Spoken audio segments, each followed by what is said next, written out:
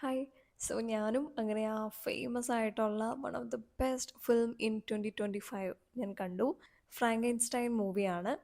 Famous ആയിട്ടുള്ള Mary ഷെല്ലിയുടെ novel base ചെയ്തിട്ട് ചെയ്തിരിക്കുന്ന മൂവിയാണ് ഫ്രാങ്കൻസ്റ്റൈൻ. ഫിലിമിലെ മെയിൻ ആക്ടർ എന്ന് പറയുന്നത് Jacob എലോഡിയാണ്.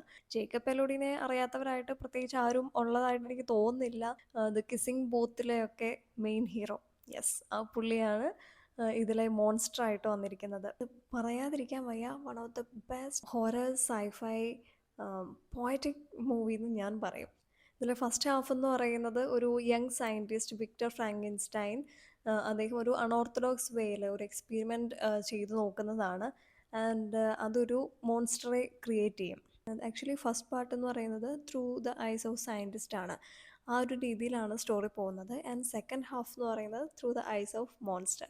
Actually the visuals are stunning because the way of the actor, the Jacob Elordi body move ചെയ്യുന്നതും he speaks through the eyes, like emotions നമുക്ക് കണ്ണിൽ കൂടെ കാണാൻ പറ്റും. ആൻഡ് ആ മൂവിയിൽ പല സീൻസിലും നമുക്കിങ്ങനെ തോന്നും, അതായത് a woman will love even is a monster if he has a good pure heart.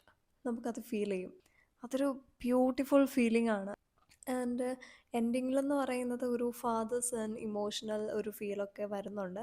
ഭയങ്കര ബ്യൂട്ടിഫുൾ ആയിട്ടുള്ള ഒരു രീതിയിലാണ് അത് ചെയ്തിരിക്കുന്നത്. ജേക്കബ് എത്ര നന്നായിട്ടാണത് ചെയ്തിരിക്കുന്നത് എന്നുള്ളത് കണ്ട് തന്നെ മനസ്സിലാക്കണം. സോ നാളെ എന്തായാലും സാറ്റർഡേ സൺഡേ വീക്കെൻഡ് ആണല്ലോ, അപ്പോൾ കാണാത്തവരുണ്ടെങ്കിൽ ആ മൂവി നെറ്റ്ഫ്ലിക്സിലുണ്ട്, അത് ഡെഫിനറ്റ്ലി പോയി കാണണം. ഭയങ്കര ബ്യൂട്ടിഫുൾ മൂവിയാണ്. ഭയങ്കര ബ്യൂട്ടിഫുൾ മൂവിയാണ്, നിങ്ങൾ പോയി കാണുക തന്നെ വേണം.